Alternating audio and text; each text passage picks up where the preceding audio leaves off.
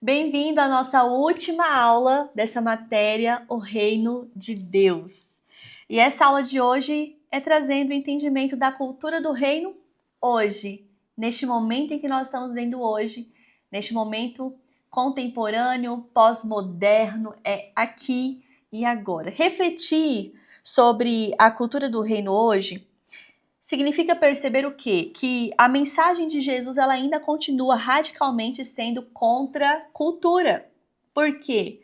Porque ela é uma cultura do reino dentro dessa cultura deste mundo. Tanto como foi no tempo em que foi profetizada e foi vivenciada no tempo de Jesus. Ali no primeiro século, o reino de Deus ele confrontava, por exemplo, a legalidade, a religiosidade dos fariseus, a ideologia imperial de Roma, que exaltava César como esse Senhor Supremo, Salvador. E hoje o reino continua a colidir com os sistemas que absolutizam de alguma forma o homem, o mercado, o prazer, a tecnologia, a economia, elevando-os a uma condição de ídolos modernos. Então, como que é a cultura do reino hoje dentro dessa perspectiva? O reino, ele não é um suplemento religioso para essa vida contemporânea, mas ele é uma realidade escatológica que invade a história, exigindo uma transformação integral do indivíduo, da família, da igreja e da sociedade. Então o reino, ele não é uma pílula que a gente inventou, não. O reino de Deus, ele existe antes de todas as coisas no próprio Deus, invadiu a realidade humana a partir da criação de Deus e vem nos trazendo esse entendimento de uma redenção em Cristo Jesus para uma transformação. Como? Uma transformação do indivíduo, uma transformação da família, a transformação da igreja e, por consequência, da sociedade. Hermann Ridderbos, ele afirma que o reino de Deus, ele não é uma construção humana, mas uma ação soberana de Deus, que entrando na história humana, redefine radicalmente a existência do ser humano.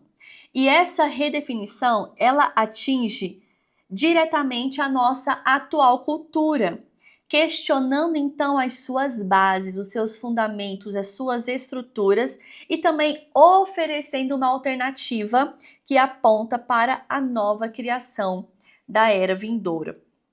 Mas o reino de Deus também não é apenas essa esperança futura, mas também é uma realidade presente que deve moldar a nossa vida hoje.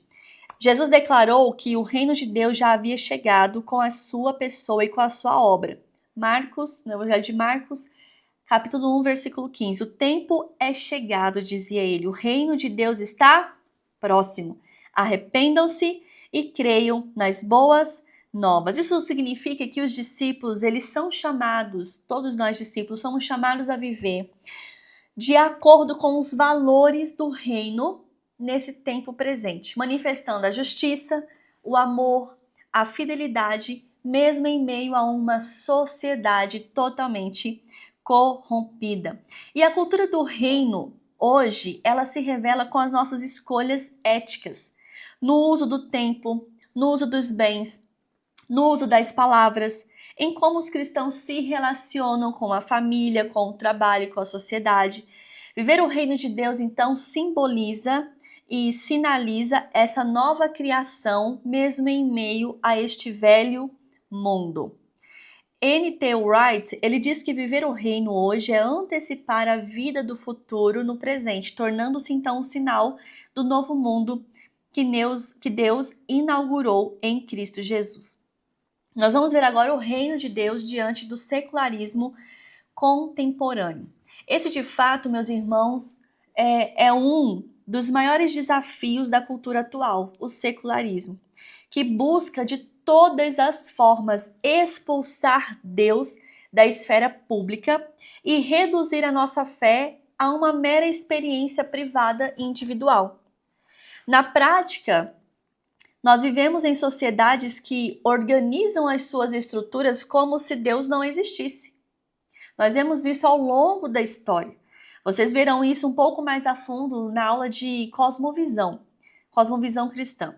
Então, na prática, nós vivemos numa sociedade que organiza todas as suas estruturas como se Deus ele não existisse. Isso nos lembra de um contexto romano, em que o Estado exigia uma lealdade religiosa ao imperador e relegava qualquer outra devoção ao campo privado.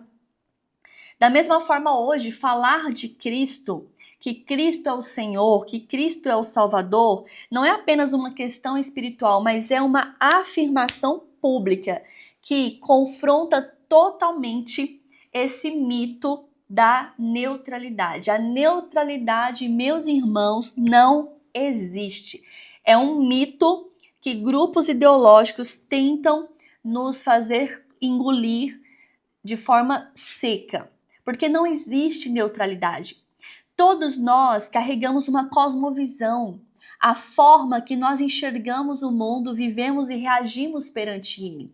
E essa forma, ela é intrínseca e, consequentemente, dirigida, conduzida pela nossa fé, por aquilo que nós acreditamos. Seja qual for a religião, seja qual for o credo, todos nós agimos e reagimos, enxergamos o mundo por essa ótica. Então, não existe neutralidade. Então, quando nós, enquanto cristãos, aceitamos esse discurso, na verdade, nós estamos aceitando que tudo deve ser laico, tudo deve ser neutro. Na verdade, esse tudo é só o cristianismo. Tudo mais não precisa, porque é isso que acontece na sociedade. João Calvino, ele sempre diz, e ele adverteu isso várias vezes, de que o nosso coração, a nossa mente é uma fábrica de ídolos, sempre inclinada a adorar a criatura no lugar do Criador. Então, esse secularismo em que nós estamos hoje, esse tempo moderno, ele é uma idolatria sofisticada. Como assim? Coloca a autonomia humana no lugar da soberania divina. Coloca essa autonomia humana, essa vontade humana, o homem, no lugar da soberania divina. Abraham Kuyper, ele traz muito entendimento nessa linha, dos ídolos do coração. E ele traz o entendimento de que não há um único centímetro quadrado de toda a criação sobre a qual Cristo não é soberano. Que ele não declare, é meu. Isso significa que a igreja não pode ceder a essa privatização da fé. Nós, enquanto cristãos, devemos entender que pregar o reino de Deus é proclamar Cristo como Senhor sobre todas as esferas da sociedade, sobre a política, sobre a ciência, sobre a arte, sobre a economia, sobre a cultura, sobre a educação, porque tudo isso que existe passou a existir por meio de um Criador. Nada existe fora do Criador. Se Ele criou todas as coisas, Ele é soberano sobre todas as coisas. A teologia do reino exige uma fé pública. Não é possível eu viver uma fé meramente privada. A fé que o Senhor nos chama a viver é uma fé pública, que confessa, que testemunha a soberania de Deus em todas as esferas da sociedade. Nós vamos ver agora o reino de Deus contra o consumismo e a lógica do mercado. Uma das marcas deste mundo moderno, como você pode perceber claramente e de forma muito comum, é o consumismo, que transforma tudo e todos em mercadoria, inclusive as pessoas e os relacionamentos. Esse mercado global, ele dita os valores, as identidades, os estilos de vida, e o ser humano passa então a ser redefinido por aquilo que ele possui e por aquilo que ele consome. Essa lógica, portanto, ela é totalmente contrária à lógica do reino de Deus, que afirma veementemente que o valor da vida não está em acumular bens, mas em buscar em primeiro lugar o reino de Deus e a sua justiça, sendo as demais coisas acrescentadas. Herman Bavinck, ele observa que o evangelho de Cristo ele redime não apenas a alma, mas também a vida econômica, lembrando-nos que bens materiais são dons de Deus para serem administrados em gratidão e serviço ao Senhor. Enquanto o mundo diz ter é ser, o reino ensina que dar é viver, que perder é ganhar. A igreja primitiva testemunhou isso, como eu disse na aula passada, ali na divisão dos bens, na partilha dos bens. Então nós somos ensinados de que essa ética econômica, na verdade, ela precisa ser muito prática por meio da nossa generosidade. Não acumular bens meramente para si, mas a serviço de Deus e a serviço das pessoas. Isso é manifestar o reino de Deus neste mundo moderno. Como nós já bem vimos, essa contracultura não é apenas como que eu posso dizer? Um senso moralista, mas é um fruto de transformação, é uma ação do Espírito Santo em nós. O discípulo, ele vive em humildade, vive em perdão, vive em amor, mesmo quando o mundo está exaltando o poder, a vingança e o egoísmo. John Stott, ele diz que o cristão ele é chamado para não se isolar do mundo, mas para ser diferente no mundo, mostrando que existe de fato uma nova forma de humanidade. Nós vamos ver agora o reino e a crise da identidade humana. Nós vivemos uma crise antropológica e isso é certo. Questões de gênero, sexualidade, família, dignidade humana estão no centro dos debates intensos, frequentemente marcados pelo relativismo, por esse tempo pós-modernista. Então, esse mundo contemporâneo rejeita os padrões que são objetivos e tenta redefinir constantemente aquilo que significa o ser humano. Em contraste, o reino oferece uma resposta clara, como nós já vimos. Gênesis capítulo 1, versículo 27. O homem e a mulher foram criados à imagem e à semelhança de Deus. O reino de Deus, a igreja, é responsável para trazer a manutenção, ser o sal da terra, para manter os conceitos objetivos da humanidade. E uma delas é o conceito do que é o ser humano. O ser humano não é uma bolsa de sangue, não é um aglomerado de células. O ser humano, ele é um ser criado à imagem e à semelhança do Salvador, cujo o fôlego de vida, o Ruach, tornou-o como uma alma vivente, um ser vivente. Então, enquanto a modernidade tenta reduzir e tenta relativizar a objetividade do ser humano, o reino de Deus, as escrituras trazem essa certeza, essa convicção, esse objetivo, que é o quê? De forma clara, o ser humano é criado à imagem e à semelhança de Deus. É certo, nós entendemos que as ideologias que nós temos hoje, o tempo que nós vivemos o modernismo, não é a origem de todos os males. O pecado deu origem a tudo. É mais um momento da história que estamos vivendo. O pecado distorceu toda a identidade do ser humano, mas na cruz, em Cristo Jesus, essa identidade ela é o quê? Restaurada.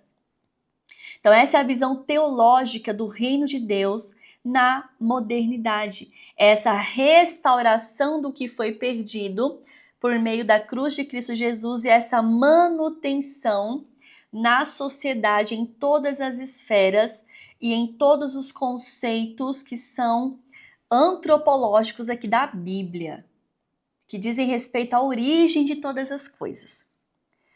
O autor Voss, ele afirma que o reino de Deus não apenas reconcilia o homem com Deus, mas também restaura sua humanidade segundo o seu propósito original do Criador. E o que isso significa? Isso significa que a igreja não pode se calar diante das crises de identidade que o mundo vive. A igreja não foi chamada para ser legal. A igreja não foi chamada para respeitar a ideia das pessoas. A igreja foi chamada para estabelecer e para inspirar o mundo quanto a uma forma de viver diferente dele, que na verdade é a forma original da criação de Deus, que hoje está disponível nas Escrituras. Então a nossa dignidade, ela não vem dessas construções sociais modernas que nós vemos, mas ela vem da imagem de Deus que é restaurada em Cristo Jesus. Isso nos desafia enquanto igreja, enquanto líderes, enquanto seminaristas, a oferecer esse cuidado mesmo pastoral de forma firme, misericordiosa, mas firme, não passiva, deixando as pessoas presas em suas ideias, mas trazendo as pessoas a este lugar de entendimento da revelação da vontade de Deus pelas Escrituras, reencontrando em Cristo a sua verdadeira identidade. O reino de Deus não é espaço de exclusão, mas é um espaço de restauração. Vou repetir. O reino de Deus não é um espaço de exclusão, mas de restauração. Pecadores são acolhidos e são transformados pela graça. Assim como eu e você fomos transformados pela graça, todos os demais pecadores também têm essa oportunidade de serem transformados pela graça. A igreja não pode viver voltada somente para si, para dentro. Nós recebemos uma missão ali no Evangelho de Mateus, capítulo 28, versículo 19 e 20. Portanto, vão, façam discípulos de todas as nações, batizando-os em nome do Pai, do Filho e do Espírito Santo, ensinando-os a obedecer a tudo o que eu lhes ordenei. E eu estarei sempre com vocês até o fim dos tempos. Então essa missão do reino, ela também é uma missão integral. É proclamar o evangelho da salvação, mas também promover a justiça. É reconciliar os relacionamentos, mas também apontar para essa esperança futura e escatológica. Nós vamos ver agora o reino e os novos impérios de hoje. Lá no primeiro século, nós vemos a contracultura do reino em confronto com Roma. Hoje, essa cultura do reino confronta os novos impérios. Que impérios são esses? O império da tecnologia, por exemplo, que promete salvação pela ciência. O império da política, que promete redenção por meio das ideologias. O império da mídia, que modela desejos e crenças. Então, são todos sistemas deste mundo e não são neutros. São sistemas deste mundo criados pelos homens, corrompidos pelo pecado, que não são neutros. Eles funcionam como liturgias culturais, que moldam a imaginação e afastam o homem de Deus. Só que o reino, ele não rejeita a criação cultural em si, mas o que o reino faz? Traz uma redenção, redime a cultura, submete e orienta a cultura ao propósito de Deus. Bonhoeffer escreve que a igreja só é igreja quando existe para os outros, quando resiste ao mundo, não pelo isolamento, mas pelo testemunho vivo de Cristo Jesus. O que isso significa? Significa que a igreja ela não pode se render ao espírito da época. Veja, durante toda a história da humanidade, em cada tempo nós temos espíritos operando. Nós temos os problemas específicos de cada época. Esses problemas que eu citei são os problemas da modernidade. Então a igreja não pode se adequar e se prostrar diante dos espíritos dessa época, mas também não pode se fechar em clubes religiosos, mas precisa viver neste mundo com a presença profética de Deus e ser capaz de discernir os ídolos, denunciar essas falsas promessas, proclamando que só em Cristo Jesus há vida, esperança e sentido. Nós já entendemos então, a nossa fé ela não pode ser privada, ela precisa ser pública, em todas as esferas da sociedade. O povo de Deus foi chamado para ser essa voz profética, esse luzeiro de esperança para o mundo, contra injustiças e exemplo de integridade em meio ao mundo. No Evangelho de Mateus, capítulo 5, versículo 16, nós vimos as bem-aventuranças e no finalzinho ali da lista das bem-aventuranças do Sermão do Monte, no verso 16, está escrito assim: brilhe a luz de vocês diante dos homens, para que eles vejam as suas boas obras e glorifiquem ao Pai de vocês que está no céu. Então esse testemunho público do reino de Deus não se dá por meio de imposição, mas por meio de uma influência. É a luz brilhando. O cristão, ele consegue manifestar, e foi chamado para isso, para manifestar a diferença do reino de Deus pela forma como ele age no trabalho, como ele age na política, na família, na sociedade, em todas as esferas, educação, cultura, arte. A maneira que o cristão ele manifesta, ele age nessas esferas é a maneira como ele vai mostrar a diferença que há no reino de Deus. E então, essas boas obras vai ser uma luz brilhando para os homens, para o mundo, e eles glorificarão ao Pai. Nós vamos ver agora, para finalizar essa aula, o reino como a antecipação da nova criação. Nós já vimos que todos os reinos, todas as ideologias deste mundo, na verdade, são tentativas de uma busca de uma perfeição, de uma plenitude que só é possível ser encontrada em Deus. E ainda assim, só encontraremos essa plenitude na era vindoura.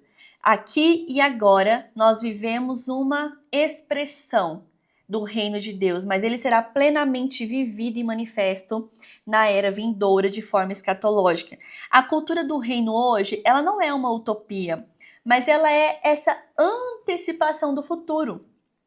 Então, cada ato de justiça, cada ato de bondade, de misericórdia, cada prática de perdão é um sinal visível da criação de Deus que já está em curso e vai ser plenamente acessada na Nova Jerusalém, onde as nações trarão a sua glória e a sua honra, mostrando que a cultura do reino, ela inclui essa transformação social e cultural.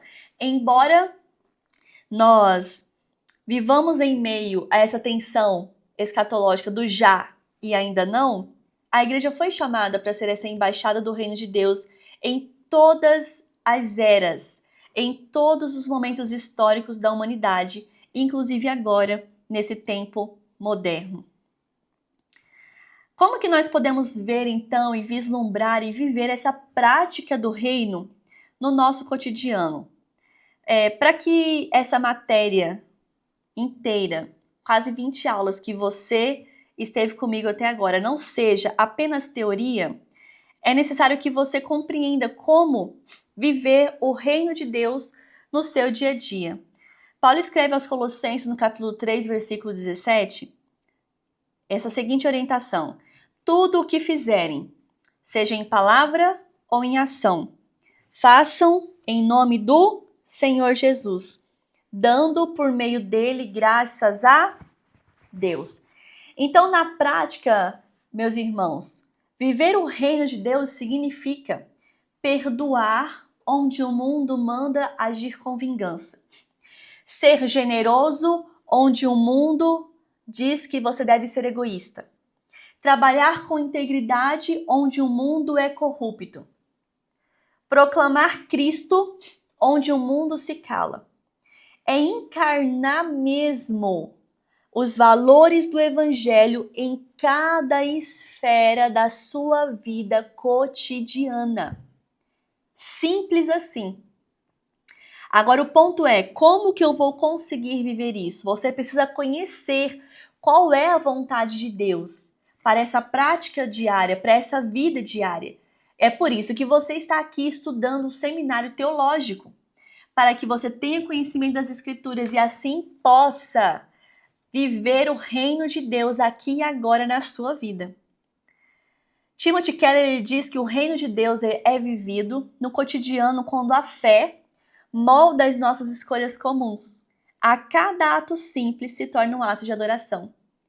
Então, quer você beba, quer você durma, quer você acorda, tudo que você fizer. Quer você ande, quer você fale, quer você toma banho, tudo. Tudo que você fizer, seja feito agora, de acordo com a vontade de Deus. É o que Paulo fala ali aos Romanos, capítulo 12, versículo 1 e 2.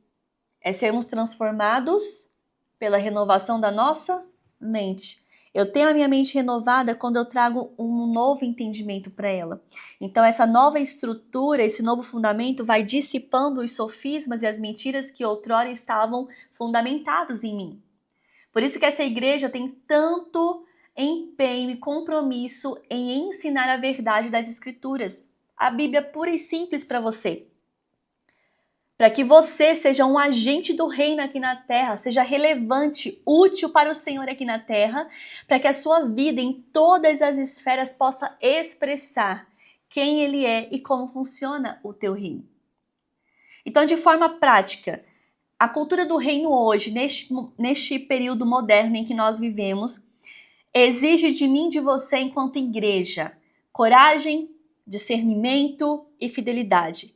Coragem para resistir às pressões culturais, discernimento para identificar os ídolos da nossa época e fidelidade para encarnar os valores do reino de Deus e manifestá-los em cada esfera da nossa vida. Então, para a gente finalizar a aula, primeiro, não se conforme ao mundo. Viva de forma radical, obediente contra a cultura, pela renovação da sua mente nas Escrituras. Segundo, cumpra a sua missão. Mateus 28, que nós já lemos. Ser discípulo que faz discípulos em todas as nações. Terceiro, negue-se a si mesmo. Tome diariamente a sua cruz e siga Jesus. Essa obediência e essa entrega radical a Cristo Jesus. Quarto, seja uma testemunha pública de Cristo Jesus. Pare de viver escondido com medo de professar a sua fé. Você foi chamado para ser um embaixador do reino de Deus aqui na terra. Deixe a sua luz brilhar e eles verão e eles glorificarão o teu Pai. E quinto, viva com esperança. Persevere diante das perseguições, diante das pressões, diante das tentações deste século, sabendo que o reino futuro virá e será consumado. E aí não haverá mais dor, mais choro, não haverá mais morte, e nós estaremos na nova Jerusalém. Entenda que o reino de Cristo, ele não é deste mundo, mas ele é para este mundo, pois nele o Senhor renova todas as coisas. Que o Senhor te abençoe e te guarde, tenha misericórdia de você, resplandeça a luz dele sobre a sua vida. E eu oro mesmo para que essa matéria tenha gerado uma inquietação dentro de você, tenha trago para fora coisas que precisavam vir para serem transformadas pela verdade da palavra. Seja luz deste mundo, seja o sal dessa terra, seja um agente do reino aqui. Que a sua casa, a sua família reflitam essa verdade e que você, em todas as esferas da sociedade, possa ser referência e possa fazer com que o mundo enxergue em você o reino de Deus, os valores, a cultura e principalmente o rei deste reino, que é Cristo Jesus. Foi um prazer ter você aqui comigo, acompanhando essa matéria, e eu verei vocês em próximas matérias, se Deus assim quiser. Tchau, Deus te abençoe e até a próxima.